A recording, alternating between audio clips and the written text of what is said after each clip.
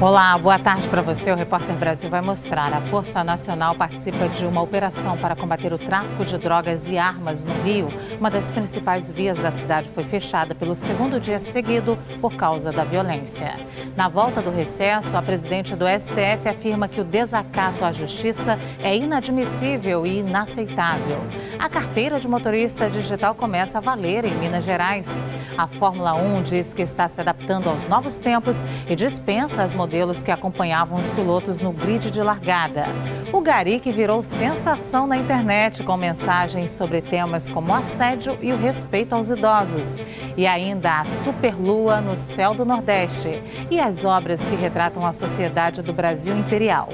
Do Rio de Janeiro e com emissoras públicas de todo o país, começa agora o Repórter Brasil.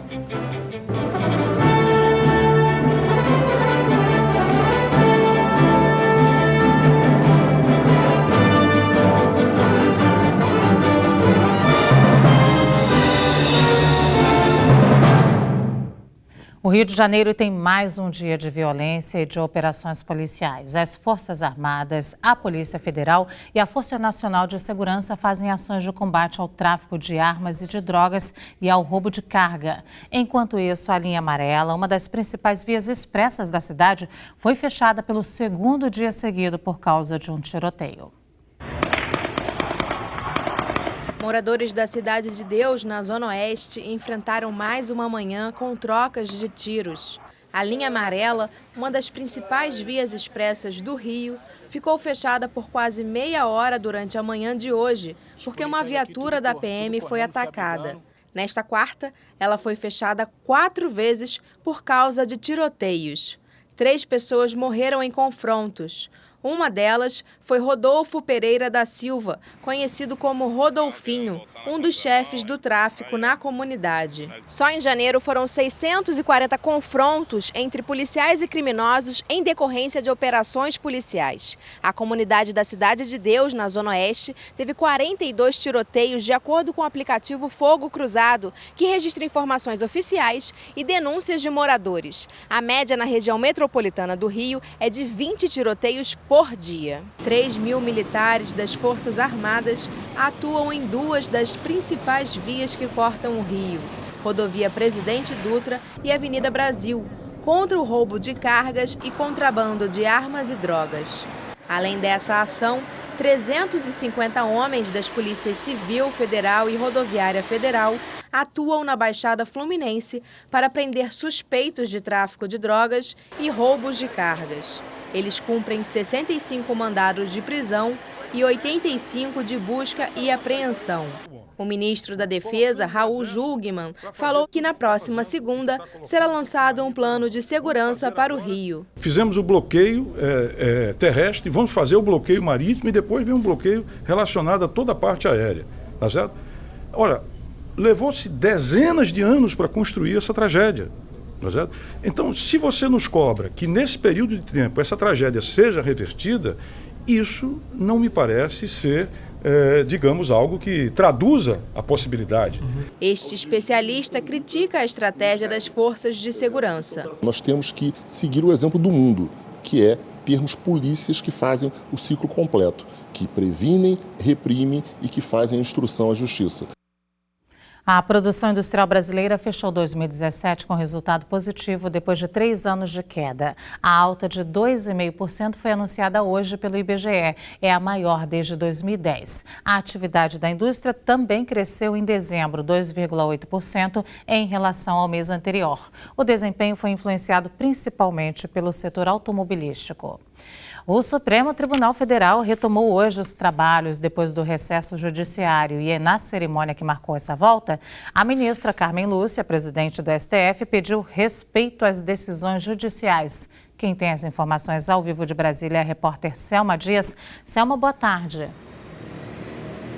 Oi, Luciana, boa tarde a você e a todos. Olha, Carmen Lúcia disse que é inaceitável e inadmissível qualquer tipo de agressão ao Poder Judiciário. Para ela, uma pessoa pode até questionar a decisão de um juiz, mas esse recurso precisa ser feito por meio dos meios legais e competentes. Tudo isso saiu dessa cerimônia que deu início aos trabalhos do Judiciário de 2018. Várias autoridades participaram dessa cerimônia, o presidente Michel Temer, também os presidentes da Câmara, Rodrigo Maia, e do Senado, Eunice Oliveira, mas nenhuma autoridade política chegou a discursar. Quem falou mesmo foi a Procuradora-Geral da República, Raquel Dodge, e também o presidente da OAB, Carlos Lamáquia. Dodge foi bastante genérica, falou de problemas como segurança, corrupção e impunidade e também pediu respeito às decisões judiciais. Já Lamáquia foi um pouquinho mais pontual, chegou a causar um certo constrangimento no meio político. Ele disse que a independência do judiciário tem sido ameaçada e desrespeitada e que os magistrados sofrem pressões políticas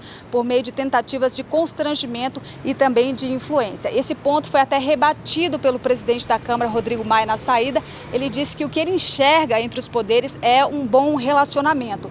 Essa cerimônia foi rápida, ela durou cerca de 20 minutos e agora à tarde, daqui a pouco, 2 horas, vai começar de fato o trabalho dos ministros, essa sessão que está marcada então para daqui a pouco, como eu falei.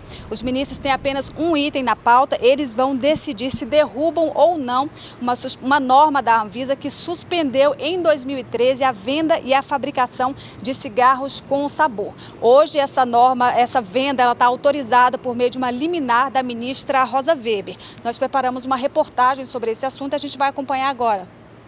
Os diversos cheiros e sabores, como menta, morango e tutti-frutti, são um atrativo para fumantes. Foi o que aconteceu com Jorge, que só começou a fumar porque gostou do cigarro com essência de cravo. Eu nunca gostei do cigarro normal. E o cigarro de essência ele tinha um gostinho mais gostoso.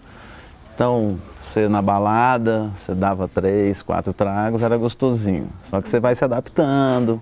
O corpo vai absorvendo a nicotina, então já não são mais 3 tragos, 4 tragos, já são 6, metade do cigarro inteiro. Em 2012, a Anvisa, Agência Nacional de Vigilância Sanitária, publicou uma resolução que proibia a fabricação e venda desses cigarros com sabores artificiais. E o caso foi parar na Justiça. A resolução foi questionada aqui no Supremo Tribunal Federal pela CNI, Confederação Nacional da Indústria. E em 2013, a ministra Rosa Weber suspendeu a medida, liberando esse tipo de produto no mercado. A Anvisa proibiu a comercialização dos cigarros com sabor por considerar que eles seriam mais atrativos para jovens e que poderiam trazer mais perigos à saúde. Mas a CNI defende que não há diferença entre o risco dos cigarros tradicionais e daqueles que têm aditivos de sabor e que essa restrição não é competência da agência reguladora, e sim do Congresso Nacional. Nós esperamos que o Supremo Tribunal Federal aplique a Constituição brasileira e a legislação que criou a Anvisa e mantenha a competência da Anvisa, que está escrito expressamente na nossa legislação e na Constituição, para que ela continue intervindo no mercado para que produtos e insumos aplicados pela indústria que sejam nocivos ou potencialmente nocivos à saúde sejam retirados do mercado. E outro assunto na pauta do STF é a posse de Cristiane Brasil no Ministério do Trabalho. Ontem, a defesa da deputada entrou com um recurso no Supremo e a repórter Selma Dias também tem essas informações para a gente. Selma. Luciana, olha, a volta do judiciário coloca em atenção aí o caso da deputada Cristiane Brasil, que foi nomeada pelo presidente Michel Temer como ministra, mas até hoje não pôde tomar posse por conta de algumas decisões aí judiciais. A última decisão foi tomada pela presidente aqui do Supremo, a ministra Carmen Lúcia, então a expectativa com a volta do judiciário é que ela possa tomar uma decisão sobre isso a qualquer momento. Ontem a deputada pediu urgência nessa análise desse processo, ela fez um pedido formal para que o Supremo reveja a decisão de Carmen Lúcia. Esse caso começou em janeiro, quando a Justiça de Segunda Instância chegou a suspender algumas vezes aí a posse da deputada Cristiane Brasil. Aí o STJ foi provocado, chegou a liberar, mas aí o Supremo com a decisão da ministra Carmen Lúcia, barrou novamente essa decisão. Cristiane foi condenada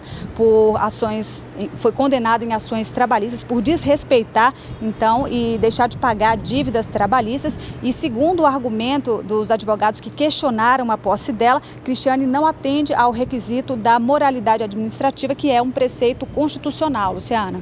Obrigada, Selma. Começou a valer hoje em Minas Gerais a carteira de motorista na versão digital. O documento baixado pelo celular estará presente em todo o Brasil a partir de julho. Novidade boa para quem já não aguenta carregar tanto documento na carteira.